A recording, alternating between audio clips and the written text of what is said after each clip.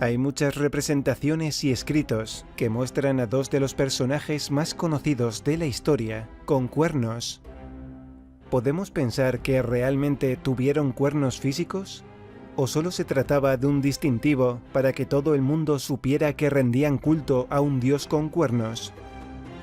Que saliesen de sus cabezas esas protuberancias quizá no sería tan raro, ya que en la década de 1880 se hallaron los restos de 7 gigantes con cuernos de forma casual en un pueblo llamado Sayre, al noroeste del estado de Pensilvania, cuando unos investigadores estudiaban lo que parecían unos túmulos funerarios.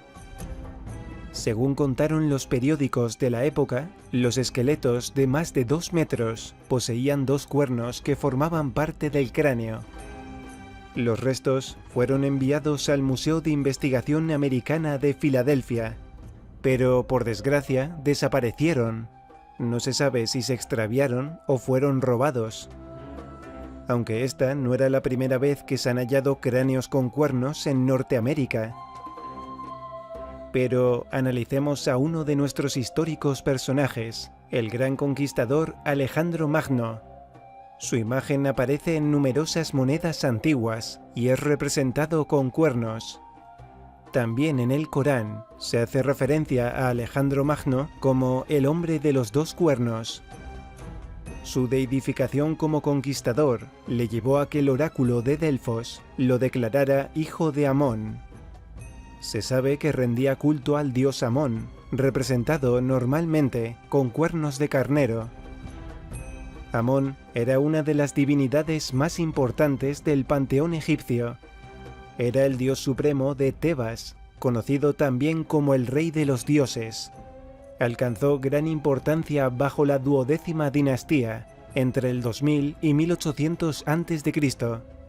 Su nombre significa el secretísimo o misterioso, también llamado Señor de la banda en la cabeza, el oculto, el más viejo de los dioses del cielo oriental, el que está en los tiempos primordiales, el dios único que se convierte en millones. Este último nombre quizá hacía referencia a que era capaz de cambiar su forma física. Algunos especulan que su origen podría estar en el sur de Nubia.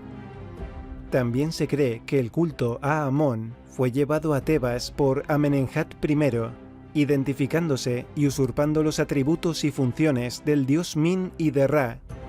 Al unirse con este último, toma la forma de Amón-Ra.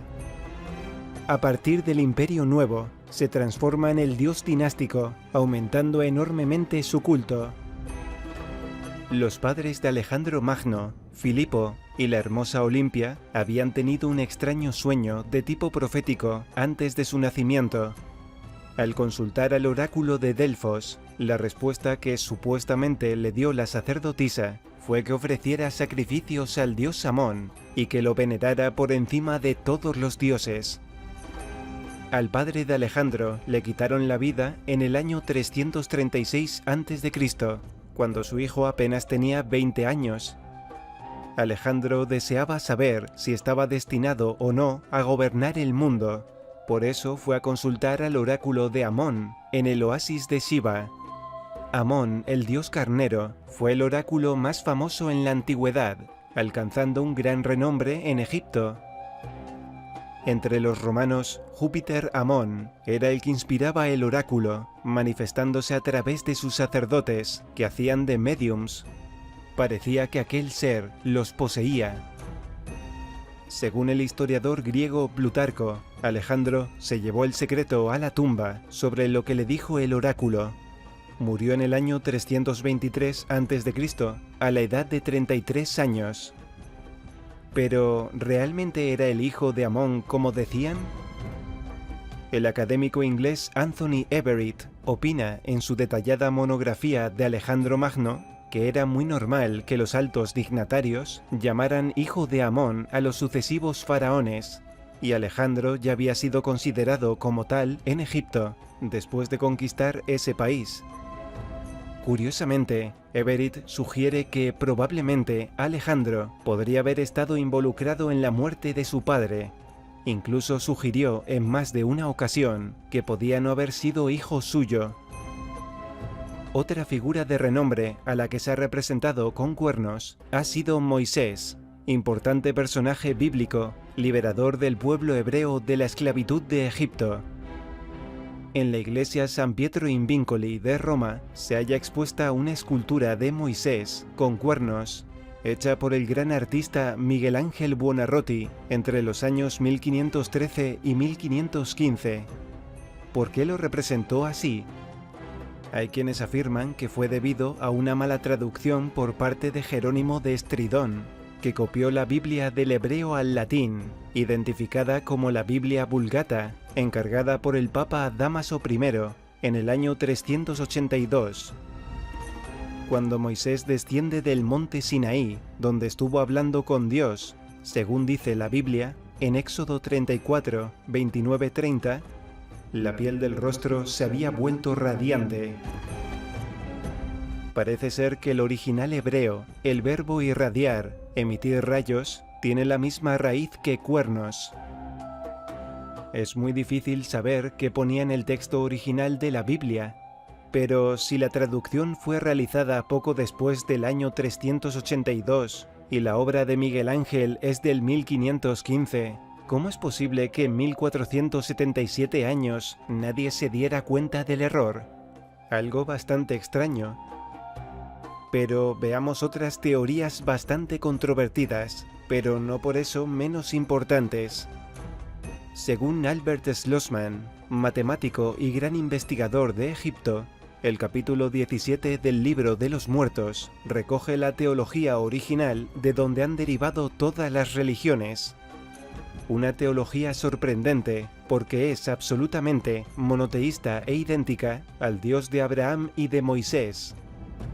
Afirma que el Antiguo Testamento no es más que una copia de esta teología original, en la que se olvida demasiado fácilmente que Moisés era príncipe de Egipto y por tanto que había sido elevado a gran sacerdote.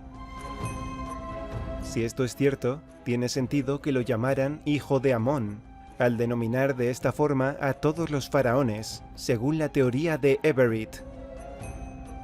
A esto habría que añadir algo sumamente importante, el resultado de la documentada y exhaustiva investigación realizada por el escritor egipcio Ahmed Osman, que llegó a la conclusión que ese príncipe, al que se conoce más como Akenatón, es precisamente Moisés. Akenatón, según los egiptólogos, es derribado por una revuelta sacerdotal y probablemente asesinado, aunque ni su tumba ni su momia se han encontrado nunca, y su nombre fue borrado de los monumentos. Sin embargo, hay una estela de El Amarna en la que figura que simplemente desapareció. Casualmente, Moisés también desaparece de Egipto y reaparece 40 años más tarde para llevarse a un pueblo prácticamente limpio de religión, los Aribu, más egipcios que judíos. Si es cierto que Akenatón y Moisés eran la misma persona, entonces tanto Moisés como Alejandro Magno, siendo los dos seguidores de Amón, es lógico que se les representara con cuernos. No porque los tuviesen físicamente, sino más bien como un alto distintivo que determinaba su proximidad a su dios Amón, hasta el punto de ser considerados los hijos de Amón. Así que los cuernos probablemente eran un símbolo de poder que indicaba la importancia del personaje que los portaba. Por supuesto que solo son teorías. Si Moisés y Alejandro Magno tuvieron cuernos o no, nadie lo puede saber, porque ninguno de los que vivimos en esta época estuvo allí para verlo. Así que cada uno saque sus propias conclusiones.